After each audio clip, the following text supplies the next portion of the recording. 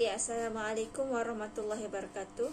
Video ini berkaitan dengan refleksi yang saya akan lakukan berdasarkan kemahiran-kemahiran yang telah saya lakukan di dalam video mikro. 10 kemahiran itu ialah kemahiran membuka pengajaran, kemahiran menyoal, kemahiran memperkukuh, kemahiran menerang, kemahiran mengilustrasikan dengan contoh, kemahiran membuat demonstrasi, kemahiran mengendalikan kerja amali, kemahiran perbincangan dan juga kemahiran menutup pengajaran. Kemahiran yang pertama iaitu kemahiran membuka pengajaran.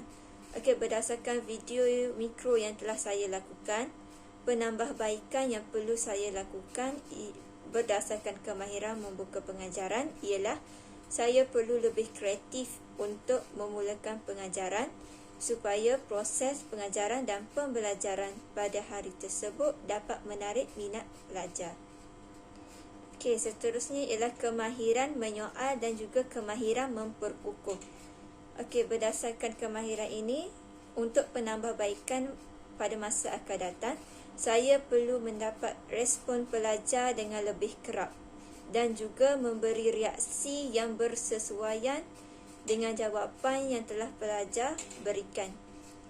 Seterusnya juga saya perlu sentiasa memuji pelajar apabila mereka memberi jawapan supaya mereka lebih berani untuk menjawab soalan yang telah saya ajukan kepada mereka. Seterusnya ialah kemahiran menerang dan juga kemahiran mengilustrasikan dengan contoh. Untuk penambahbaikan yang perlu saya lakukan ialah saya perlu lebih spesifik dan juga detail dalam memberi penerangan kepada pelajar. Dan saya juga perlu memperbanyakkan contoh-contoh berdasarkan topik yang dipelajari. Selain itu juga saya juga boleh meminta pelajar untuk memberi contoh berdasarkan kefahaman mereka berkaitan dengan topik yang telah diajar pada masa tersebut.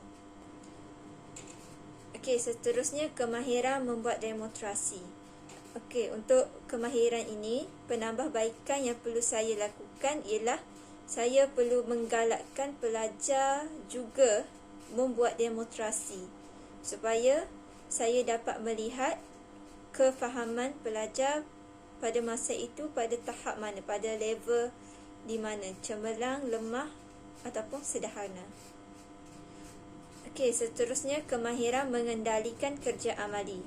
Penambahbaikan yang perlu saya lakukan berdasarkan kemahiran ini, saya perlu memberitahu secara detail dan juga lebih mendalam berkaitan dengan amali yang akan dibuat pada masa tersebut supaya pelajar lebih memahami berkaitan dengan amali yang akan diorang buat.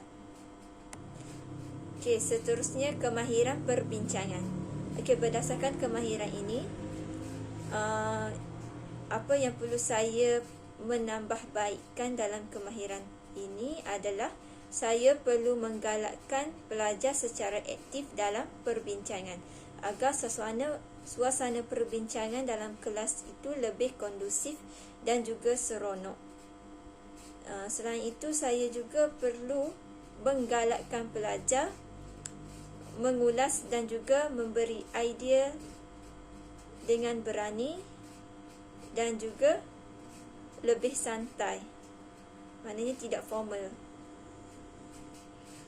Last sekali ialah kemahiran menutup pengajaran, di mana penambahbaikan yang perlu saya lakukan berdasarkan kemahiran ini, saya perlu mendengar dan juga memberi peluang kepada pelajar untuk membuat kesimpulan atas apa yang telah mereka pelajari pada waktu tersebut.